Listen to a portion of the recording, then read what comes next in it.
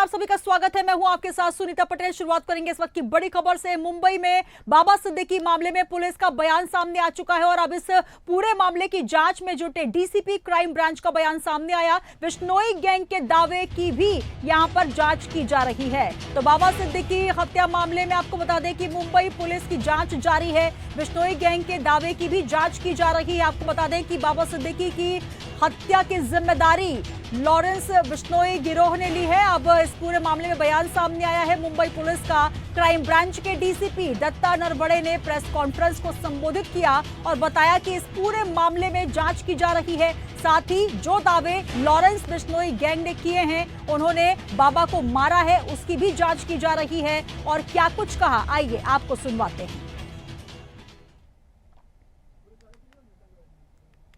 कल शाम 9 से 9:30 बजे के बीच में एक्स स्टेट मिनिस्टर श्री बाबा सिद्दीकी ये उनके ही बेटे के ऑफिस के बाहर जब आए तो उसी वक्त उन पर गोलीबारी की एक घटना निर्मल नगर पुलिस स्टेशन के एरिया में हुई है।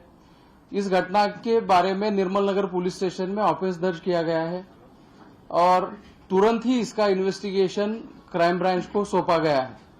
इस घटना के तुरंत बाद जो भी पुलिस वहां पे मौके पे मौजूद थी, इसमें निर्मल नगर पुलिस स्टेशन के एपीआई दाभाड़े और उनके साथ के अधिकारी और कर्मचारियों ने बहुत ही बड़ा साहस दिखाते हुए इमीडिएटली एक्शन लेते हुए 2 एक्यूज को स्पॉट पे ही पकड़ने में सफलता उनको मिली है। और इस ऑफेंस का भी इन्वेस्टिगेशन क्राइम ब्रांच की तरफ से हर एक एंगल से किया जा रहा है। एक्यूज के पास से 2 पिस्टल और 28 राउंड्स हमने बरामद किए हैं और एक्यूज की कस्टडी जो है 21 तारीख तक हमें मिली है। ये अभी तक की जांच में ऐसा कुछ बोला है? इस हादसे में इस घटना में लॉरेंस बिश्नोई गैंग का जो रोल है उसके बारे में हम इन्वेस्टिगेशन कर रहे हैं। तो इसकी डिटेल्स हम आप सभी को बाद में दे देंगे, लेकिन घटना नटशेल में मैं बता देता हूं कि जब वो उनके बेटे के ऑफिस से के बाहर आए और कहीं जा रहे थे, उसी वक्त ये फायरिंग हुई है। हमलावर जो थे वो 3 थे, उसमें से 2 हमलावरों को तुरंत ही पकड़ने में हमारी मुंबई पुलिस के ऑफिसर्स और कर्मचारियों को सफलता मिली है। बाबा सिद्दीकी को सिक्योरिटी थी, बाबा सिद्दीकी को सिक्योरिटी थी सर, क्या? यस, उनको सिक्योरिटी थी, नॉन कैटेगराइज सिक्योरिटी थी उनको।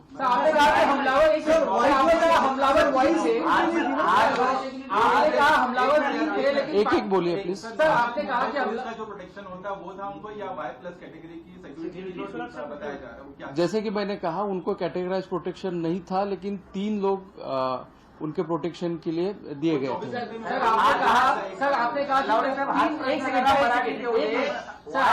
Y+ सुरक्षा होती की नव्हती, नेमकी कुठली सुरक्षा? कॅटेगराइज सुरक्षा नव्हती, जसं आता मी क्लिअर केलं तसंच कॅटेगराइज सुरक्षा नव्हती, परंतु आमचे 3 कर्मचारी त्यांच्या सुरक्षेकरता तैनात होते। देखिए, सवाल ये है कि ये एक पॉलिटिकल किलिंग है, क्या ये एक्सटॉर्शन किलिंग है? उनको 15 दिन पहले डेथ थ्रेट आए थे, ये सच है या नहीं? और ऐसे हालत में उनको पुख्ता सिक्योरिटी क्यों नहीं दी गई? क्या उनकी हत्या होने दी गई? ये तो बहुत गंभीर बात है। किस तरह की कानून व्यवस्था यहाँ चल रही है? The complete collapse of law and order machinery in the state. इसके साथ साथ बदलापुर में भी सवाल खड़े किए हैं आप लोग। बदलापुर का एनकाउंटर था।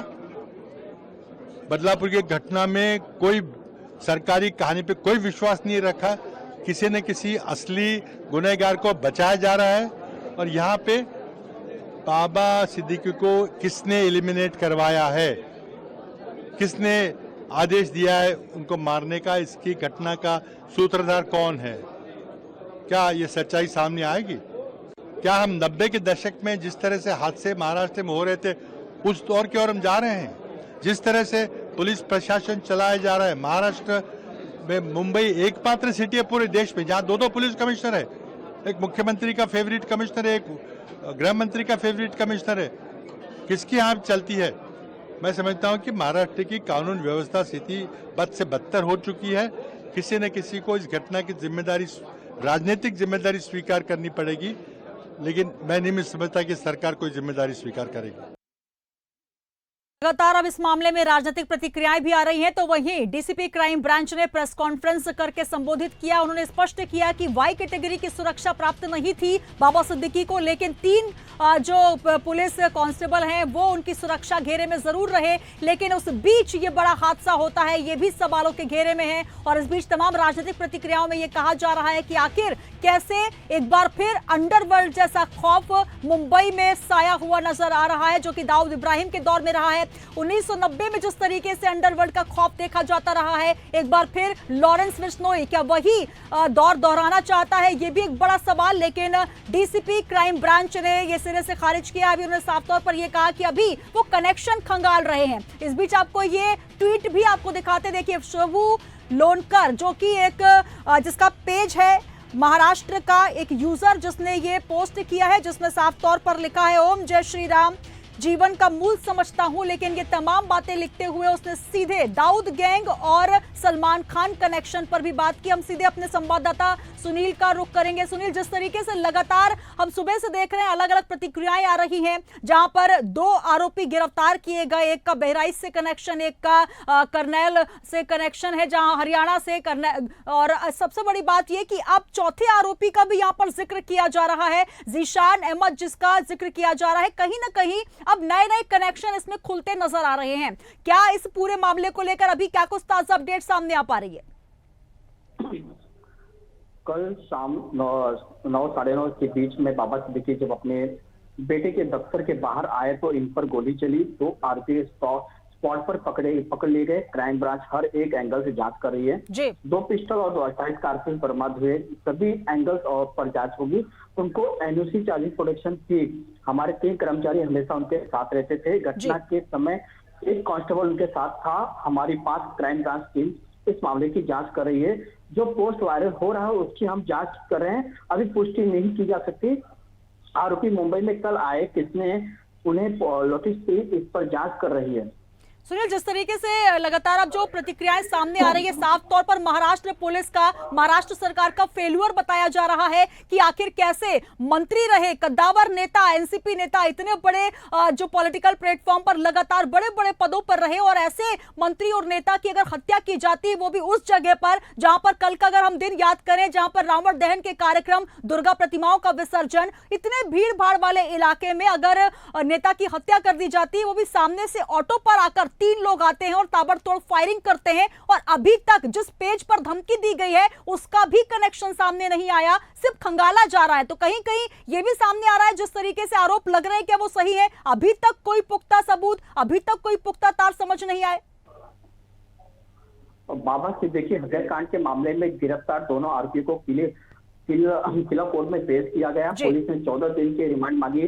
इनके पास से 28 जिंदा कारतूस बरामद हुई, और पुलिस कोर्ट का रिमांड की वजह से बताते हुए कहा कि 14 दिन की रिमांड के इसलिए चाहिए क्योंकि हमको यह पता लगाना है कि मकसद बाबा सिद्दीकी को ही मारना था कि इनके निशाने पर और कोई भी था। आरोपी के पुणे और मुंबई में रहकर बाबा सिद्दीकी रीति के लिए आरोपी के हथियार कहाँ से मिला था, आरोपी हथियार कहाँ से मिला था और किसने मुहैया कराया था, क्या पता लगाना जरूरी है। आरोपी जी ने मारा है कि वह पूर्व राज्य मंत्री रह चुके हैं, इसलिए यह अपराध गंभीर अपराध श्रेणी में आता है। पूछताछ के दौरान आरोपी अपना नाम अलग अलग बता रहे हैं। जी बिल्कुल, जिस तरीके से अगर बात की जाए सुनील, जो बहराइच का आरोपी है, जिसकी उम्र कभी 18 वर्ष बताई जाती है, कभी 24 वर्ष बताई जाती है, आरोपी अपने आप को नाबालिग कहता है, लेकिन सबसे बड़ा सवाल उसके घर वालों को भी ये नहीं पता कि वो पुणे बोल के मुंबई पहुंचा और कैसे लॉरेंस बिश्नोई के गुर्गों से वो मिल गया, जहां पर हरियाणा के भी हमने जो परिवार वाले हैं उनसे बात की, जहां पर उनका ये कहना है कि उसको पता ही नहीं, उनके परिवार वालों ने बेदखल कर रखा है, वो कैसे मुंबई पहुंचा। तो लगातार ये पूरे कनेक्शन अभी तक ये स्पष्ट नहीं हो पा रहा कि कैसे, हालांकि ये भी स्पष्ट हुआ है कि रेकी की जा रही थी और लगातार रेकी करते हुए जो बाबा सिद्दीकी हैं उनको ये देखा जा रहा था कि वो कहां-कहां पहुंच रहे हैं। सलमान खान को भी इससे पहले कई बार धमकियां मिल चुकी हैं, हालांकि अब सलमान खान की धमकी के बाद उनका जो घर है उसकी सुरक्षा बढ़ा दी गई है। अभी पहुंचे भी थे वो बाबा सिद्दीकी के घर। तो कुल मिलाकर ये कहा जा सकता है कि अभी कि मुंबई में चुनाव होने और उससे पहले ये घमासान और सबसे बड़ा सवाल कि महाराष्ट्र में किस तरीके से जो कानून व्यवस्था है उस पर सवाल खड़े होते नजर आ रहे हैं। बाबा सिद्दीकी के मामले में महाराष्ट्र के गृह मंत्री देवेंद्र फडणवीस ने कहा है कि इस पूरे मामले में कई एंगल समझ में आ रहे हैं, लेकिन अधिकारी के तौर पर पुलिस बता पाएगी। चलिए, बहुत शुक्रिया हमारे साथ जुड़ने के लिए। तो लगातार आपसे अपडेट्स लेते रहेंगे। अब इस पूरे मामले में डीसीपी क्राइम ब्रांच ने जो प्रेस कॉन्फ्रेंस की है उसमें उन्होंने स्पष्ट कर दिया है कि वाई कैटेगरी की सुरक्षा उनको प्राप्त नहीं थी। 3 पुलिस कर्मचारी उनके साथ जरूर थे, लेकिन इसके बाद भी यह सवाल खड़ा होता है कि 3 पुलिस वाले एक भीड़ भाड़ वाला इलाका अपने ही बेटे के ऑफिस से बाहर निकले और सीधे उन पर ताबड़तोड़ 6 राउंड फायरिंग होती है, जहां पर एक गोली उनके सीने में लगती है और जैसे ही उनको अस्पताल पहुंचाया जाता है डॉक्टर्स उन्हें मृत घोषित कर देते हैं। अब इस पूरे मामले में लगातार सियासी सवाल भी खड़े होते नजर आ रहे हैं। तो ये सबसे बड़ा सवाल, क्या लॉरेंस बिश्नोई के गुर्गों ने ही हत्या की है? क्या इसके पीछे लॉरेंस बिश्नोई का ही हाथ है? ये भी तार खंगाले जा रहे हैं। इस बीच आपको बता दें कि जो फेसबुक पेज है शुभू लोनकर, महाराष्ट्र का ये जो व्यक्ति है, इसके पीछे क्या कुछ है, ये भी सबसे बड़ा सवाल।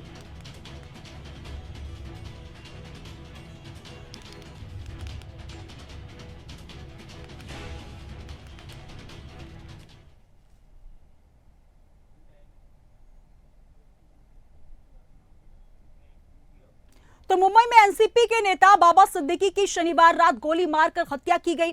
सिद्दीकी इसी साल फरवरी में कांग्रेस छोड़कर अजीत पवार के साथ आए थे।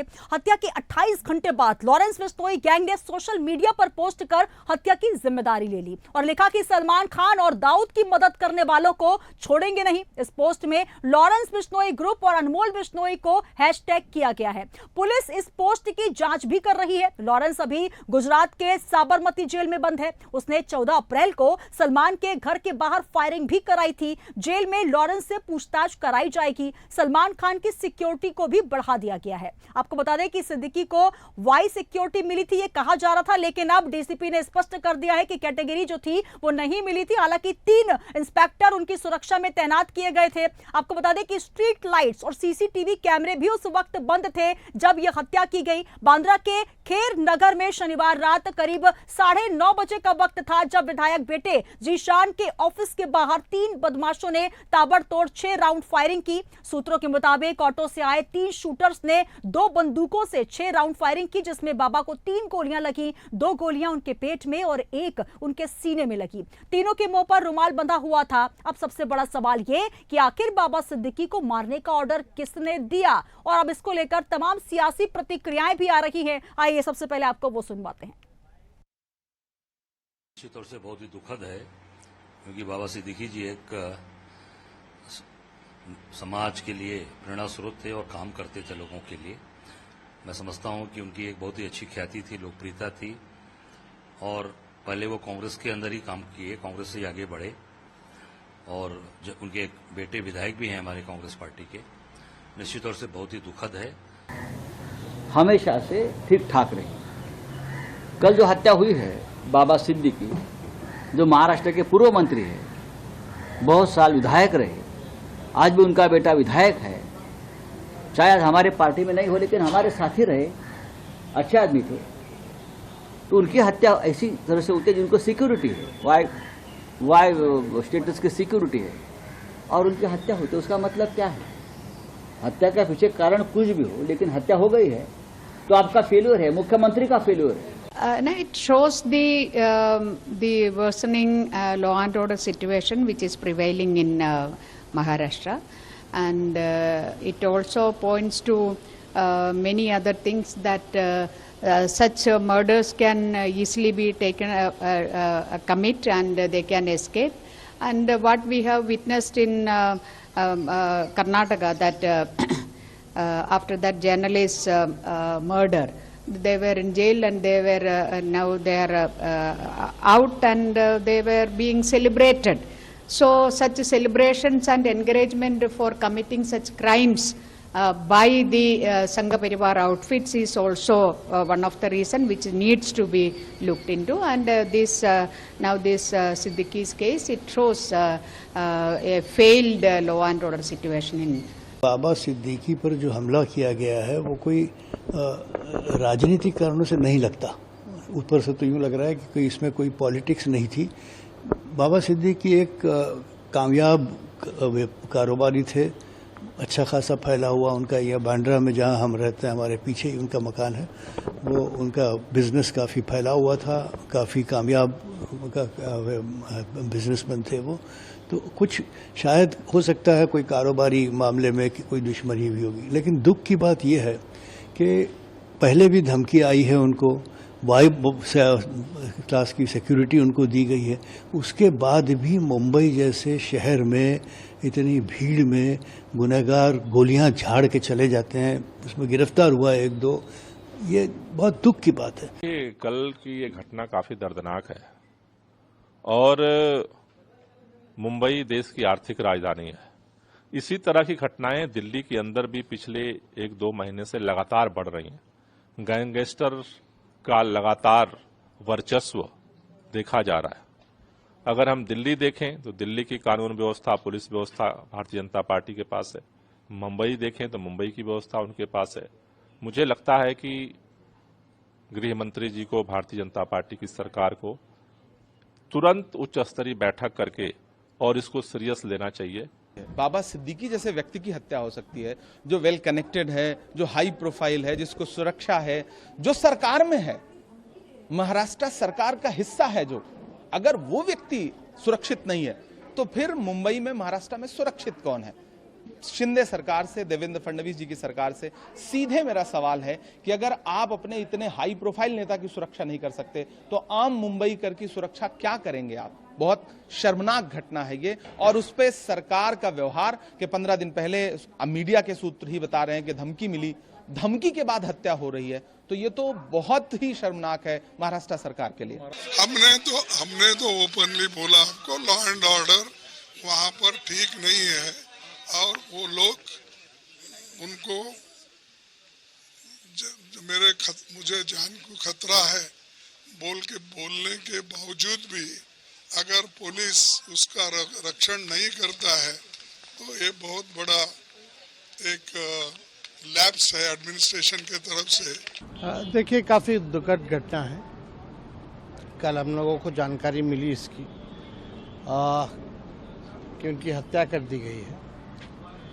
इस दुख के घड़ी में उनके परिवार और परिजनों से हम लोग पूरी संवेदना है और दुख के घड़ी में उनके साथ खड़े हैं।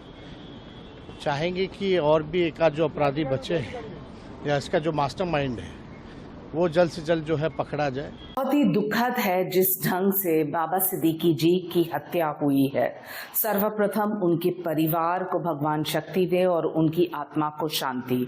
मुझे याद है कि 2004 में जब मैं आई राजनीति में, मेरा पहला इलेक्शन था बांद्रा वेस्ट कंस्टिट्यूंसी में उनके विरोध में, लेकिन उसके बावजूद कोई पर्सनल अटैक्स नहीं, उनके रिश्ते थे अक्रॉस द बोर्ड। और जहां तक ये हादसा का सवाल है जो बांद्रा ईस्ट में हुआ, वहां 2 गुनहगार को मुंबई पुलिस ने पकड़ा है और एक जो फरार है वहां भी कोशिश जारी है।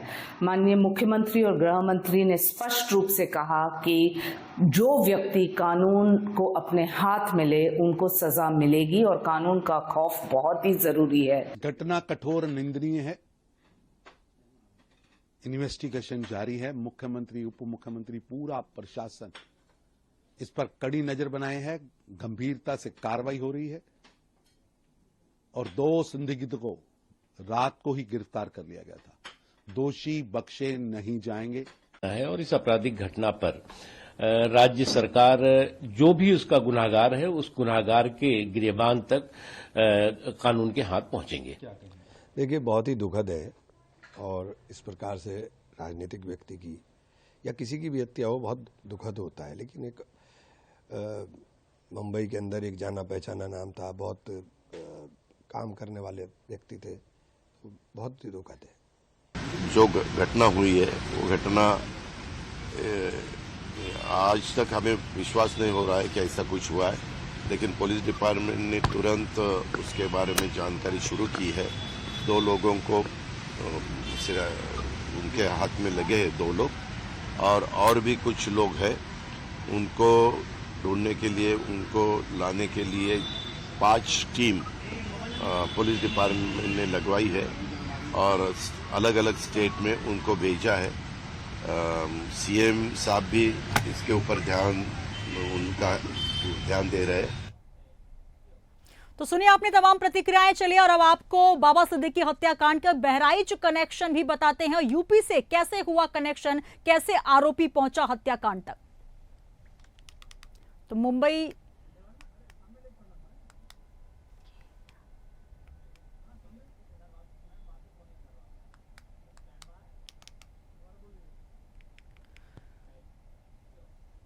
तो यूपी के बहराइच से जो आरोपी है, आपको बता दें कि एक छोटे घर से वो आता है और इसका सबसे बड़ा आपको बता दें कि इस आरोपी का जो कि मुंबई कनेक्शन है, घटना में उत्तर प्रदेश के बहराइच के रहने वाले 2 व्यक्तियों को एनसीपी नेता बाबा सिद्दीकी की हत्या में शामिल होने के आरोप में गिरफ्तार किया गया और इनकी पहचान 19 वर्षीय धर्मराज राजेश कश्यप और 20 वर्षीय शिव कुमार गौतम सिर्फ उर्फ शिवा के रूप में हुई है। और ये युवक पहले से ही आपराधिक गतिविधियों के मामले में अधिकारियों के लिए अज्ञात थे। तो वहीं बहराइच में आरोपी की मां का कहना है कि उसे कुछ भी नहीं पता, उसका बेटा पुणे गया था, आखिरी बार होली में घर आया था।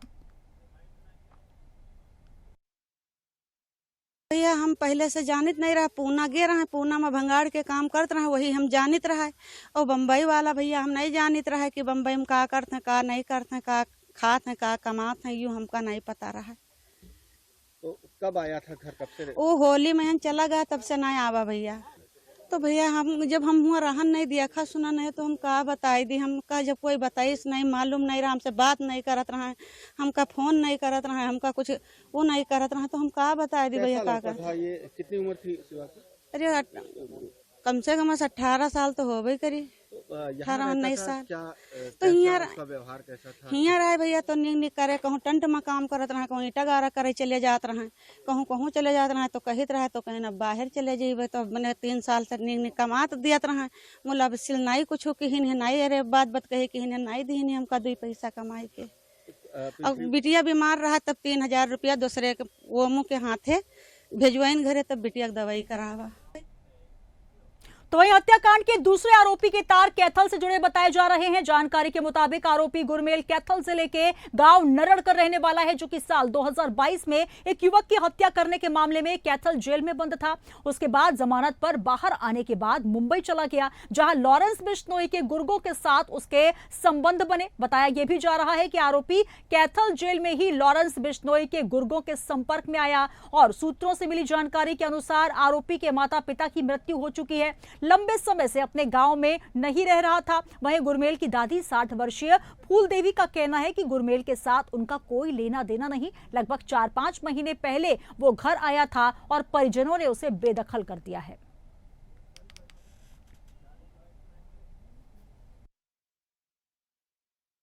गाँव में नहीं आया वो। आप मैं तो उड़ी रहूँ, लेकर जाऊँ। मैं तो एक मेरा पोता 12-13। कब गया गुरमेल में? गुरमेल में 4 दिन नहीं गया था। क्या कह के गया था?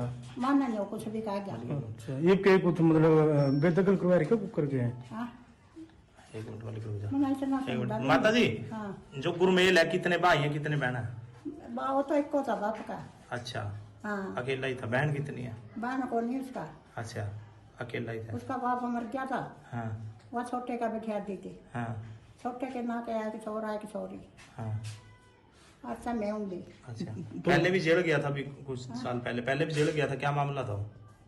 वो जेल में गया था, नबाज मारा था, उसके गला था वो जानता गया था जेल में। गाँव में नहीं आया वो।